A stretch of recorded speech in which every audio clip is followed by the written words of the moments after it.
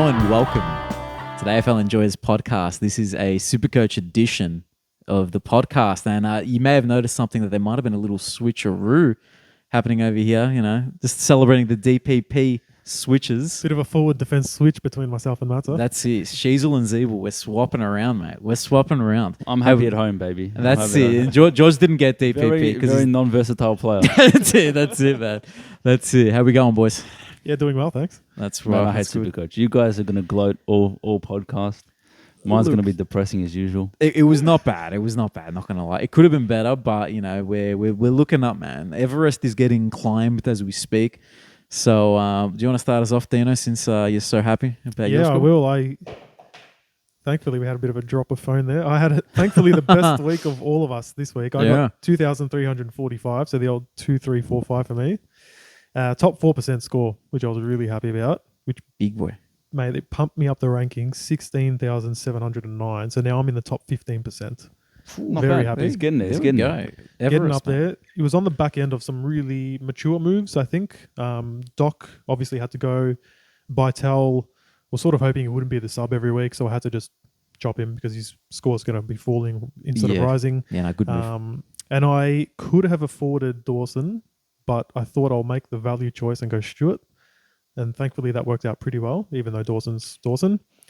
I don't know about that, mate. That's the wrong choice. Yeah, no, it is. But hey, at least Stewart, he was only, 20 points off? When he gets a Dawson? 135, you can't be upset. Fair enough. You can't be upset with the value choice getting 135. The only thing I say is Dawson's gone now. Like if you he's 650 and his break even's like 80 or something. Yeah, it's a tough one to bring in. Yeah, you can't bring him in. If you hadn't already brought That's a him big in. sacrifice, mate. It was, but hey, it worked out, didn't it? Yeah, that's it. 2, 3, 4, 5. And Samson Ryan also come in. I'm not too keen on him, but I had to get a playing rookie out there. What went well? Look, other than your usual boys, Dacos, the Bont finally had a really nice week, 145. Tim English VC has just saved me, having that solid VC option. Absolutely loving it. And then I think a good one, I actually held the patience with Warple. A lot of people traded him and he got 100. So his cash in is just going to stabilize for a little bit longer, give me a bit more flexibility with when I move him on. So I was pretty happy with gives that. you a chance to sort of bide your time with him a little bit as well and see what you want to do. Absolutely. Mackenzie sub and Day out. So at least one more week of a good score for Warple, I think. Yeah, that's the plan, mate. And then, look, what went poorly, it's not a bad score, but Ridley's sort of just a meh guy in my team at the moment, 91. That's what he does. I guess you can't be mad at him for averaging what he should be averaging, about 90. So yeah, it's weird because he promises so much early in games and then he just fades off. Like he'll have like 30 at quarter time and I'll be like, oh, why'd I trade him out? But he's not as physically imposing as some of the other intercept players in the league. So he doesn't just take over games like a Stewart or Sicily can. So therefore his ceiling is just a bit lower. And look, honestly, the other negatives, not really much to mention. Goulden got 88, but everyone's got him. Actually, another really good thing that happened, Fergus Green, I played a bit of rookie roulette, played him over Samson Ryan, and he got a 76, which is huge for his cash gen and for his scoring as a rookie on the field. So good move. Good move in the end. Pretty good week for me overall. Oh, bravo. Good effort, man. Thank you. Go for Matsa. All right. All good. So my week was 2-3-4-4. So I was 1 point away from Dino, which hurts. But, hey, I'll take it, man. You were 1 point behind me last week as well. Yeah, I'm always trailing, man. It's a bit weird, man. What's this 1 point stuff? Hey, I don't know. If it happens again next week, it's going to be a bit sus. But yeah. So this week, the big positive was Dawson came into my team and he was VC. So 152 times 2 was lovely, and that carried my score quite a bit. I took a big gamble and played 4 on-field rookies in the defense with Jimby, McKenna, Jones, and Wilmot. And that worked out fine because the 2 that everyone has, which is Jimby and McKenna, both got like in the 50s, but Jonesy got 88, so I can hold on to him for a bit longer. That was a good thing. The thing that I will say that didn't go quite as well was my midfield primos. Davies, Kelly, and Green, none of them got the ton. And that's a weird thing that, 3 of the midfield primos can do that, and I still got a decent score. Wilfil is my boy, got DPP as well, had him on the field, 74, good kid. Other than that, I traded in Samson Ryan as well, so that was a bit hey. And actually, I'll quickly touch on my trades as well. So it was Doherty and Ridley out for Dawson and LDU. And then the other one was Warple to Samson Ryan to fund these moves. So it's okay. It's okay for the long haul, I think, but a bit disappointing that LDU couldn't hit that 100. Yeah. Yeah, I'll take it. Half decent week. You still jumped up the rankings quite a bit, though, even though some of those primos let you down. Yeah. You know, that's the thing. There's some points left on the table. So that could have easily been a 2-4 score. So I ended up going up, let's have a look, the rankings, 18K ranks, and I'm in the top 18%. So, and it was interesting, we were saying earlier, I'm 50 points away from Dean, and it's 3%. So that 3%, 50 points different. So it's a very congested top 20%, we'll say. Still early in the season. There's a lot of narrow margins between rankings, so a lot of hope for a lot of us out there still. Yeah. I think we should, to transition to George's team, I have to kind of give some apologies. So he called me up on, was it Thursday night? Was it? Yeah, Thursday. Thursday night. And before the Carlton game. And he's like, Matsa, I need help with my team, bro. I need help, man. I'm struggling. I'm like, bro, save me, man. Yeah. I've made too many dumb decisions already. I need to bounce some ideas off my boy. So basically his issue was, his little conundrum was that he had Sam Doherty, and that he's a conundrum in himself. I think he wanted to go. You couldn't go up because you didn't have the cash to go directly up to $1,000. So Doherty was like $524. So I had $525. And who are you getting at that price? It was a bit sketchy. The best option was probably value Ed Richards, which actually would have been a bad option because Johannesson's playing too much back at the moment. So yeah, the other one, Liam Baker. Baker's a good player, but is he consistent enough this year? He's not proven as a fantasy player. Great player, but is he a fantasy player? Jake Lloyd has been good this year, but I don't know, kind of a pig, kind of a nothing kind of player. So. Yeah, no, fair enough. But yeah, in the end, what we ended up doing was we downgraded Owen Davey to Corey Wagner, and he got a 39. Not particularly good. I think he was fielded as well. He was fielded, so I kind of did the loophole with Cowan. To see with who's the player that I've got. And Constable? It was a Constable. Constable would have been the guy. So sub Constable into the midfield from the Davey trade and fielded Wagner. So the theory behind Wagner is he was well, people have been talking him up. Yeah, throughout the preseason. He's a dude he's going to play half back, which is a very Supercoach friendly on the role. field half back, which is exciting, something you look for. He didn't have that bad of a game. He just was really ineffective at a lot of clangers. So he had about 57 fantasy score. If that is a 57 Supercoach, you take it. Yeah, you would have taken it, yeah. Because Wilmot didn't score much more. So I lost some points. I lost about 30 points on the Wilmot fielding situation. And I brought in Sard. So the idea between forcing a downgrade from Davey is, even though you go early on a Supercoach rookie, which isn't good because Supercoach gives you 2 weeks for price rises. Otherwise, I'd have to trade Doherty down to someone that realistically is not going to end up scoring. So the idea was maybe I'd get in like a stocker that's cheap, that scores, he got 78, or I'll go all the way down to like a Tyler Young and stock up the money. But I'm using trades anyway. Yeah. So if I can turn Doherty into a primo by downgrading and making some money on someone that's going to, the only risk is that you've gone early on some player that isn't proven. Anyway, I went Sard as a hedge because I know that he's a safe bet. Yeah. And then he missed this fourth quarter, basically, and got 85. So 85 is a good score for 3/4 time, but is he going to miss this week with his tight hamstring? Yeah, I don't know, man. I don't know. My team just sucks. So basically, I'm here for apologies for that. That might put the nail in the coffin of George's team if he misses this week. Yeah. Jeez. I kind of went Ancient Matsa a little bit, try to, no, I wouldn't do that to you, man. Come on. Look, that honestly was the best thing that I could come up with. I couldn't come up with anything better either. It got Doherty to a primo. Yeah. I could have got Stewart. I went with Sard because I'm not really a Stewart guy. I've never really been a Stewart guy, Supercoach. You got 135. Fair enough. He did. So if I went Stewart... Good scorers? Nah. If I went Stewart and fielded Wilmot, I'd have the same score as you guys. Instead, I don't. So that's it, man. There we go. It's a game of fine margins, isn't it? Yeah. Doherty and Dawson started the exact same price at the start of the season. Dawson is like a god of Supercoach and football. Doherty is on the sidelines wrapping up his knee in some I was going to say cloth. number 1 ranked midfielder right now, Dawson. He's a freak. He's crazy. Yeah, he's crazy. I think we should try to, unless you want to go through your rankings and all that. I think we can talk about some upgrade options, downgrade options as well, because there's a few around. Yeah, so I'm happy to go straight into the strategy for this week. Yeah, go for it, man. What are you thinking? Who are you looking at? Mackenzie has been a good rookie, but I think he's hit the wall. He's got to go. His break even is something like 80 or something like that. And Jimby, our boy Jimby.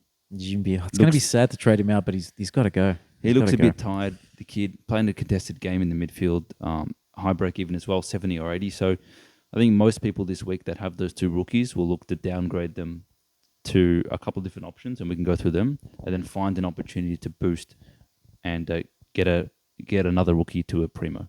That's kind of the strategy, I think. Yeah, and that's what I'm looking at as well. Do you have any options that you're willing to float out, or anyone that you're looking at specifically? So I'm thinking the two ones that I like is Mitchell from Hawthorn, Seamus Mitchell, who's a downgrade. Yeah, he's a downgrade from Jimby. Mm-hmm. He's a forward back, so you can actually swing Zeeble into the back line and even bring Mitchell into the forward line if you like. As an opportunity. However you want to set it up. He's only played one game though, right? That is the risk. That is the risk with him. That is the risk, yeah. Yeah.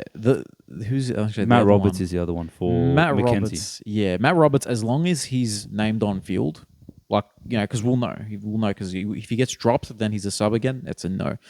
But if he's on the field, yeah, you just got to take him. He got a 93 first time not sub. Yeah, that's fantastic. And he even I don't remember what his early score was, but he started really, really strong and then even dropped off. So if that was like a 4-quarter performance, that's over 100. Oh, there you go. No, he picks himself really. And the other one, Dylan Williams as well. If he holds his spot, I'm willing to give him a crack as well. From Port forward, he's been playing in defence. He eventually gets DPP as well, but will he last that long? Probably not. What about Matty Johnson? Matt Johnson. I don't know much about him, but yeah, another one. If he's not the sub, maybe. But I think there's a lot of these rookies that aren't really killing it to the point where they're convincing buy-ins, but you need to upgrade your team at some point. You need to dump some of these rookies that have capped out their price at some point. So as long as they're playing, as long as you're not fielding them, I think you need to just bite the bullet and do it. Yeah, no, I agree. I'm eyeing off a lot of players that are sub 600 this week. So a few names here: Sicily, Parrish, Zach Merritt, McRae, Petrarca, Cal Mills, even Cripper. Luke Ryan's killing it in defense. I mean, he's not a sexy pick, but no, he's not. He's not at all. But he's getting the results at the moment. And then there's guys like Took Miller, friendly buy around, sort of the cheapest he's been. Lockie Neal coming off a huge game against North. He was incredible on the weekend. Yeah. There's so many options, man. I think the big one, if you don't have him, which we all do, but Bont. Bont, just pick him up, how much is Bont? He's 6'19". 6'11", yeah. Yeah, I think or 6'11", there you go. Yeah, I think he's the one you just got to pick up. And something I want to bring up is I was telling you guys I have a pod in mind. Yeah, I brought up a few names just then, and even I've got more that I mentioned to you earlier, and you said it's none of them. Can I guess who it is? Yes. Tim Kelly. No, absolutely not Tim Kelly. It's not. But it is. It's not George Hewitt, is it? No. I have him in my draft. Disgusting, right? He's another Perth-based player. Brayshaw. Sarong. Yeah, I like Sarong, but so right. I like Sarong. He's about 573. He scores this year. Round 1, he got 73, but he was tagged that game. And he still managed about 87 fantasy points. So that's sort of, I think that shows that, he's still getting the ball. He's still doing his thing. And then he's gone 104, what was it? 100, 140, 100, 140. That's top scoring. And 3% of teams right now. So what I'm thinking is him, but it depends on who's playing and who's not. Because I'll end up with like 5K left over if I bring him in. But I like him. So you know what? As a player, I like him as well. And those scores, the facts are right there on the wall. The only thing I'll say is I haven't checked, so maybe you'll know more than me. But I seem to recall him in the last year or so having these stretches where he looks incredible from a Supercoach scoring point of view, really high ceiling, and then he sort of gets those 70s, 80s. But look, no, it's a good shout. I mean, another slight thing though is like Petrarca and McRae are probably only 10, 20K more expensive than him. I mean, if you don't have that cash, fair enough. But those dudes are, proven top tier talents. See, here's the thing for me. I'm making it's a gamble. Yeah, it is a gamble. I like this the isn't, pod. This isn't. Yeah, it's a pod. This isn't me saying go get him. He's ripe for the picking. He is, but it's like I need to differentiate myself somehow because I'm not in the top 10% yet. Let's give it a shot with someone who I have a bit of trust in because he's shown that he can be a high scorer. Now he's done it for 4 rounds in a row. He could have done it in the 5th, but he was getting tagged by Vital, your boy. I think it's just the time to pick him. He's his time to show us that he's that guy in Supercoach. It was Brody last year for the Fremantle. This year, it's our boy Sarong. I like Sarong just on a personal level. I think he's a great player, and and a great person as well. Well, I don't know about that. I don't know him personally, but yeah, I'm sure he's a good guy. I actually think he's a better player than Brayshaw, but well, that's another thing. It's interesting how his scoring's gone really high up, and Brayshaw's been really poor. So Brayshaw's cheap. He's like 513. 513. I think something like I think that. it's 530. 530 maybe. Even the same thing. It's like it's nothing. They sound the exact same. Yeah, those both numbers. have 3s in them. I don't know. I'm not sure about Brayshaw, man. We need to see something from him. We need to see a 120 for maybe 2 weeks in a row to be like, all right, here's the guy. Yeah. But yeah. Anyway, I'm taking a big swing on Sarong, likely this week. We'll see what happens. Who are you going to trade to upgrade it to him? All right, so I'm going Jimby down, going Mackenzie down, and I'm going, what's his name? Who's the Baker? Oscar Baker. Yeah. So getting rid of Oscar Baker. Who have you guys noticed that every time he gets the ball, he's been a great pickup for the Bulldogs. Every time he gets the ball on the wing, nice on the wing. That's it, always, man. It's so annoying. So I want that out of my team. Yeah, He looks like Gary Rowan to me. He does. Every time I see him, it's like, what's Gary Rowan doing in a different jumper? Yeah, it's like, and that fake mustache isn't fooling anyone, mate. So yeah, it's a strap-on mustache. Yeah. Nice, Matsa. With my team, just quickly on the trades, same couple rookies down. So Jinby, Mackenzie. The third one's either Baker or Chandler. I know Chandler's still got a bit more to go up, I think, over Baker, but I think I was playing around with my team before, and for the balance of things, I really would prefer to bring in a forward, and the swinging around just sort of doesn't work with which rookies will be on field. I won't get into it too much, but sort of left me thinking, okay, I'll try and upgrade to a forward. The obvious one's Cogs, and the other one I've sort of got in at the moment, Zeeble, because I missed out on the boat. Firstly, getting him in at the start. I know he's gone up in price, but he's still only 442. It's not set in stone, but just for the structure, I'd really like to have him in there. And then you can make the choice, like if there's some good forwards that are playing, you can just swing him to defense. That's what I love as well. Yeah. And it leaves me with 235K for next week, another boost. I can potentially bring in Coniglio and Will Day maybe next week. Yeah. Which I'd really like to do. I was gonna say I like the Will Day idea for next week. Like he's really like he's probably gonna average 105 for the rest of the season in his role, as long as he keeps playing as the number 1 midfielder. I said it last week. He's the next Bont. That's it, man. You called it pretty early, so there we go. Is this a tall midfielder? Bont. That's it. Bont, Cripps, take your pick. Basketball background, Will Day. That's it. From my predicament, you mentioned Chandler. I would prefer to upgrade from Oscar Baker, but if I do that, I have about 571, and so I miss out on Merritt. Just if he plays Merritt, Sarong, Brayshaw. I think you can get Brayshaw, but do you want? So not Brayshaw, McRae, Matraka, all these ones I can't get. I can get Parrish. I don't want Parrish. I don't think he's top 10 mid. To me, the value pick is Merritt. Yeah, that's the one I'm rejecting Merritt in getting Sarong, and that's the one that kills me because I like Merritt a lot. Yeah, and he's finished the season so strong. I think Merritt at 570 is the pick, to be honest. Yeah, fair enough. So I've got to trade Chandler to get him, and I probably will. I don't really want to, but I don't want to get, unless I go for some like random ass pick, like unless I go for Brayshaw, who I don't really believe in, or I don't know who else he'd be at that level. I think another one who's right for the picking, he's got to get mentioned, is Mullet Man himself, Jack Sinclair in defense. The Hawthorn, Sicily, you can wait till next week because he had another poor score this week, so you can wait another week on him.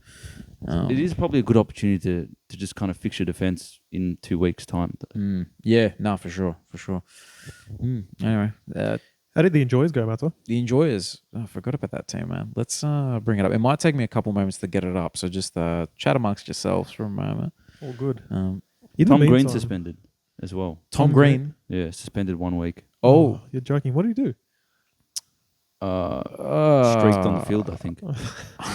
Oh, man. So the other thing you got to think man. about with Tom Green, you're not going to trade him. So No. who can you?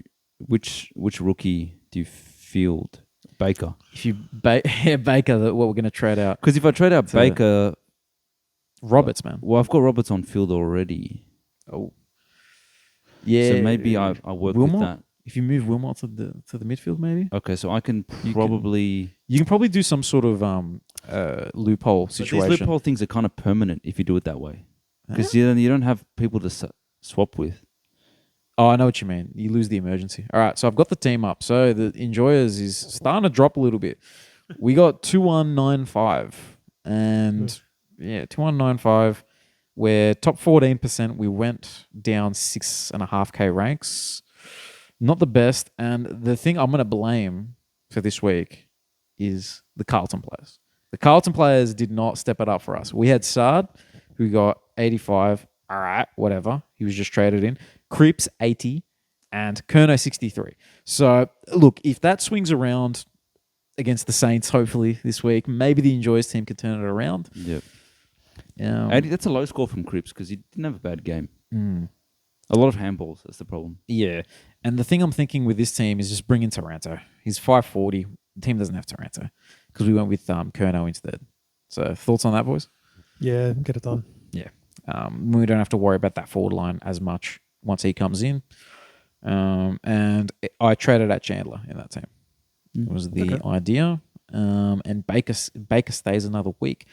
So Hopper did well as well, so he sticks around for a little bit. I don't think we're ready to take away Ashcroft. No. Ashcroft is like one of the last rookies you can upgrade. I think Wilmot's got a couple more weeks in him. Fergus Green, you mentioned before, has had a couple of big scores to kind of continue. He can probably get to 300k. Yep. Yeah. There we go. But yeah, and I think final thoughts. Caleb Sarong, he's the dude. Sinclair in the defense, perhaps. You can vice captain or captain Dacos and just close your eyes and go to bed because the guy gets 40 every week. Yeah, I was gonna say I have a little bit of a dilemma because I want to go Dawson into Dacos, but my loophole is a GWS player who plays in the third game. I'm just gonna go English again for me, to be honest with you. Lucky you, mate. See, if I bring in Sarong, I might even VC Sarong. Who's he versing? It's fun. Not only is he the first game of the round, but he's a bit of a pod bringing into your team. Putting the VC on him just feels right. It does. But then I could go Bont instead as a VC, which either way you'd feel good about, I reckon. Yeah, Sarong gets so right. Sarong and so right. And then Collingwood. Oh, do you reckon who do they tag? Who do they use to tag Essendon? I know they use Setterfield on Oliver. You're not going to use him to tag Dacos. Snelling or something? You reckon Snelling could do a job? They probably do have some players, but I don't think he's really taggable, to be honest. Yeah, fair enough. He's that dude. Otherwise, you can just go Dawson against the Hawks unless they bring in McGuinness. Then you just don't. You know what I mean? McGuinness was playing. No, he didn't play last week. Are you sure? Yeah, no, he didn't play. He didn't play. If they bring him in against Dawson, it gets you a little bit nervous. So I was going to say, if you've got Tuke Miller against North, chuck that C on him. Yeah, or VC, fair whatever call. you want. Fair call. He's going to have a 150 I wasn't game. very impressed with the LDU, man. I watched him very closely. Yeah. He just needs more support to score. If he's the only midfielder, he's not going to have a big year. Yeah. The whole team looked flat. So, when the ball's going one way only, he's not going to have an impact. I was going to say, Simpkin, prior to his injury, was the only midfielder who could hold his head high. And same with Phillips until halftime. And then he faded away because he copped a bit of an injury as well. But, yeah, there we go. So I guess captain options, English if you've got him, Bont if you've got him. Dacos is captain because you just can't not at this point. I think you just involve Dacos in everything. Yeah. He's amazing. Absolutely. Cool. Yeah. I reckon that'll do us for today. Thank you for listening. We've got some social media stuff as well. We've got Twitter, we've got Instagram, we've got Facebook. We're beginning TikTok as well. So get onto that as well, lads.